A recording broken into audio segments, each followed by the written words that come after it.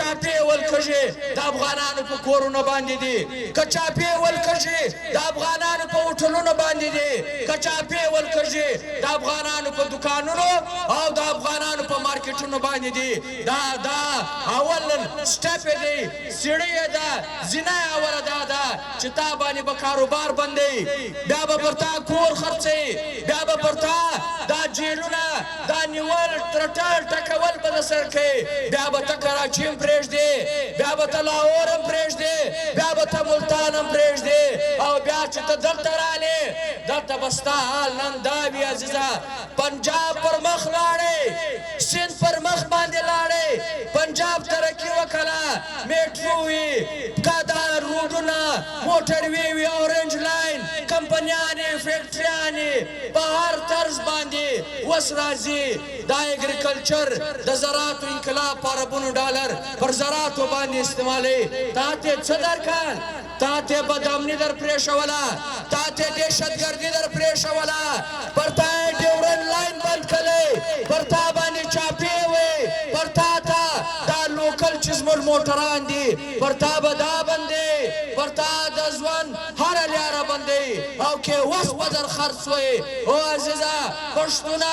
افغانه که پر تا وس پرس وې دا پنجابی د پنجاب مقتدره طبقې تا ساه اخیستلو ته هم نه پرېږدي زموږ وطن دی د پنجاب پالیسیانو نن تر دې ځای راورسولی تاسو یې راواخلئ عزیزانو په تېر دې 25 کاله کې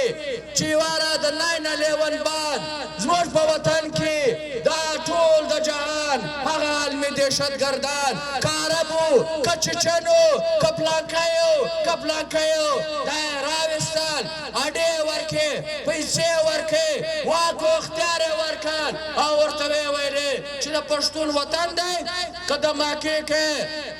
که ټارګټ کلینګ کوې که بتخوري کوې تا ته ازادي ده کوی او د دې په نتیجه کې یوارې سوات رنګه جنت وطن دا یې لوټې کوي دا یې واستول بیا یې د اپریشن پر نامه باندې چې جهان پر غږ کړل چې دا ته څه کوې پاکستان خو د عالمي دهشتګردانو کور جوړ شوی دی فیکټري یې جوړه شوې ده دا څه روان دي بیا یې نام نهاد اپریشن وکړئ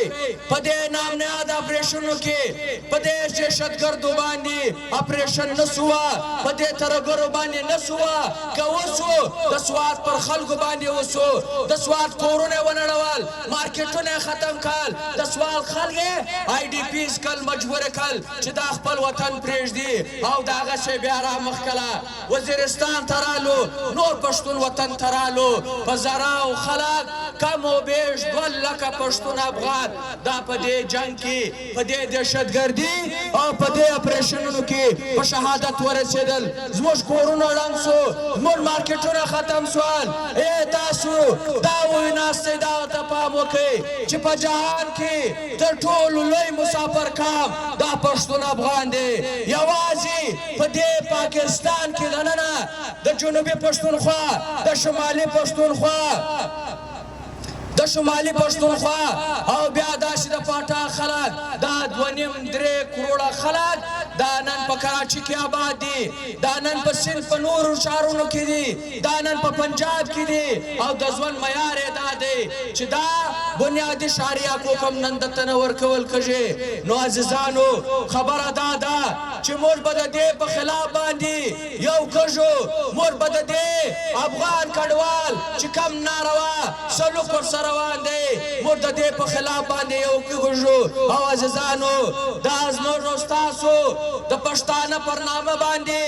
چې وزیر اعظم صاحب ناست دی ودته دا خبره کو په خپل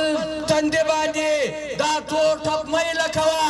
افغان دښمني مه کوه د ځانه شاه شجاع مه جوړوه دا افغانان به تا نه پرېږدي سر خلاص که سر خلاص کا په ځان کې توکا په ځان کې وګوره چې په کومه لاره روان یم د یو پنجابي په خوله باندې د پنجابي جرنل په خوله باندې د نواز شریف په خوله باندې د شهباز شریف په خوله باندې زه په کومه خوا روان یم شهباز شریف وایي کا په کشمیر کې هندوستان مداخلت نه کوي بیا به موږ په افغانستان کې د افغانانو سره پلانکی کار کوو. نو ستا زور دا دی، نو ته زور په افغانانو باندې چلې، نو ته د افغان دشمني څه لکې که ټینګ یې که نر یې. واګا بارډر بند کا، کرتارپور بند کا، دا نور بارډران چې دي دا بند کا. دا نشي کېدلی. دا سوال نه پیدا کېږي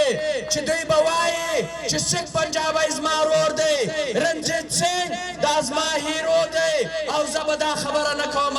چې مسلمان پښتون چې په خاوره باندې له ما سره ګډ دی، پر تاریخ له ما سره ګډ دی، چې زه افغان یم، زما تاریخ افغانستان دی، زما مرکزه افغانستان ده، زه به دا اختیار نه لرم. او پنجاب یې لري، او د هغسې بې ماسکو لري، واشنګټن به لري، سعودي عرب عربیان به لري، او پښتانه به نه لري. دا ارمان په والله که سا وختلی چې هر اسمان رانړی. عزیزانو موږ او تاسو څوک یو؟ افغانان یو، افغانان یو. موږ او تاسو څوک یو؟ موږ او تاسو څوک یو؟ موږ او تاسو څوک یو؟ او عزیزانو دا غسې چې په فلسطین کې در اسرائیل لخوا چې کم جاریت روان دی، د فلسطینیانو چې کم نسل کشي روانه ده، د فلسطینیانو پر خاوره باندې چې د اسرائیل لخوا کمه قبضه روانه ده، دا غیر آئیني ده. د دې موږ غندنه کوو. پکار دی چې د مظلوم فلسطیني ملګرتیا دا ټول جهان وکړي، او اسرائیل ته دا خبره وشي اسرائیل دې ځای ته راولي چې دی به په فلسطین کې حملې نه کوي، دی به د فلسطین خاوره نه نیسي،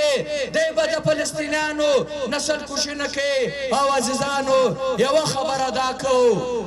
چې ټیک سو فلسطینیانو سره ظلم روان دی، د فلسطینیانو خاوره نیول غواړي، دا ظلم د افغانانو سره موسو. داسې د افغانان تر دا دماکو ویستل، ترارو یې ویستل چې 40 لکه پښتون افغان دا یې په شهادت ورسولی، دا یې یا ګوډ کړل یا یې شل کړل. نو موږ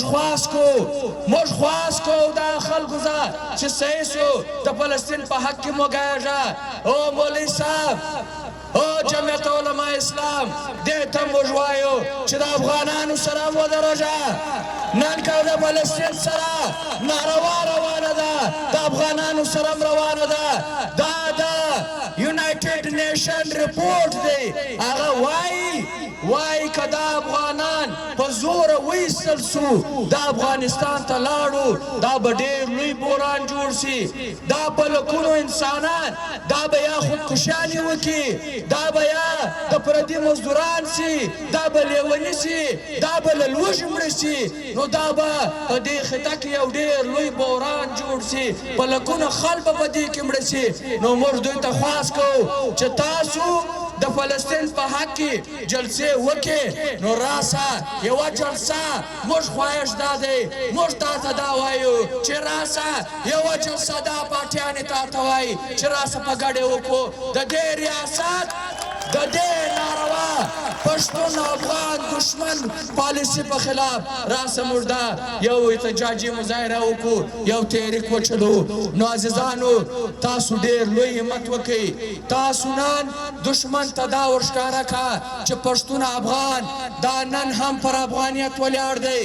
دا پښتون افغان نن هم ویښ دی، بیداره دی، سره متفق دی. اتفاق نور څه ته وایي؟ اتفاق دا سټیج دی، اتفاق دا تاسو ناس خلک یاستئ، اتفاق د چمن پر لت دی چې نن ناست دی. موږ د هر مطالبې د دوی موږ حمایت کوو، او چې دوی کومه فیصله وکړه دا سیاسي پارټیانې دا تحریک چې ناست دی دا یې ملګرتیا کوي، دا به ورسره ولاړې. نو کور مو ودان صاحب